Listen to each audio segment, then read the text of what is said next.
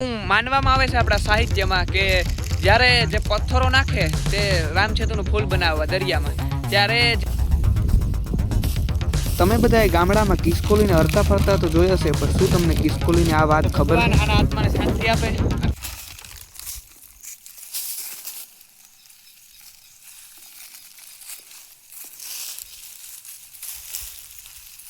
રામ રામ અને સીતારામ આપણા મોદીયા ડાયરાને કેમ છો આપણા વાલીડાઓ જમાવટ. તો અત્યારે અહીંયા હું છે ને બેહવા આવ્યો હતો અને એક વસ્તુ તમને બતાવું ને ભાઈ. એક કિસ્કોલી છે ને આજે મૃત્યુ પામી છે અને આપણે છે ને આને એક ખાડો કાઢે ને હમાય છે ને દાટવાની છે. એ નહીં કરે ને તો જો આ કૂતરે રખડે ને એ એટલે આને ખાઈ જાય. એટલે આપણે એક દોસ્તાર આવે ને પછી કરીએ. કિસ્કોલી છે ને ભાઈ એક અજીબ પ્રકારનો એક જીવ છે, એક બહુ જેનો સંબંધ ભગવાન શ્રી રામ સાથે છે તેની વાત આપણે કરવી હોય. અને ભગવાન શ્રી રામ જ્યારે લંકા પર જવું હતું ત્યારે જે રામ સેતુનો જે પુલ બનાવવામાં આવતો હતો ત્યારે ભાઈ કિસ્કોલીનો તેમાં એક અદ્ભુત રોલ હતો.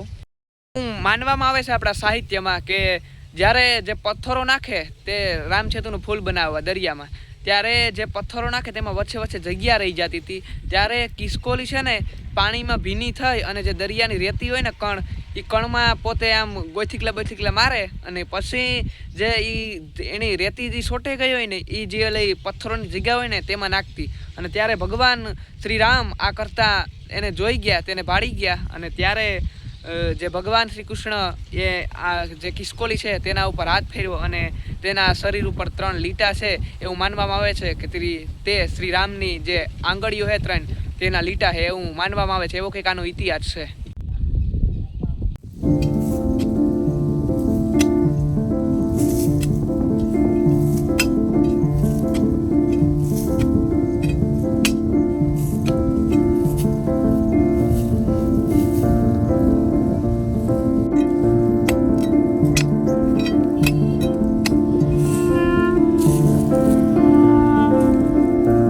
આપણો ખાડો છે ને કમ્પ્લીટ થઈ ગયો છે.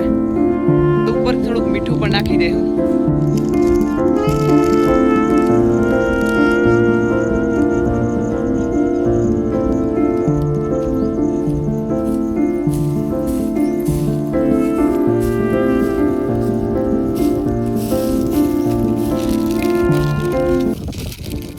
તો ભગવાન આના આત્માને શાંતિ આપે અને તે કોઈ સારો અવતાર એને મળે.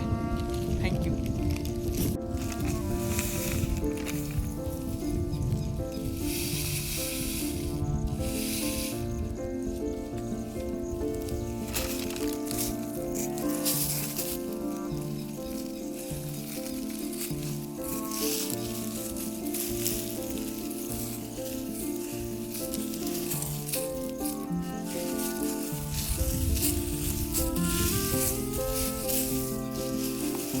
છે ને આપણે એક પાણો મૂકી દીધું, કારણ કે કૂતરા બુતરાને ખોદે તો ન હગે. જો કે આપણે મીઠું નાખી દીધું છે એ સારું. તો આજે એક આ સારું કામ કરી અને બહુ જ મનને ખુશી મળી, દિલને શાંતિ મળી.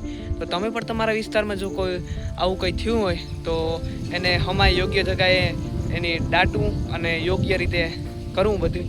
તો જીવનમાં તમને મજા આવશે. દિલથી કંઈક સારું કામ કરશો ને તો થેન્ક યુ વેરી મચ. આજનો વિડીયો એટલો જ રાખીએ. ત્યાં સુધી બધાને બાય બાય. તાતા મળશું એક નવા કોન્ટેન્ટની સાથે, નવા વિડીયોની સાથે. ત્યાં સુધી બધાને રામે રામ.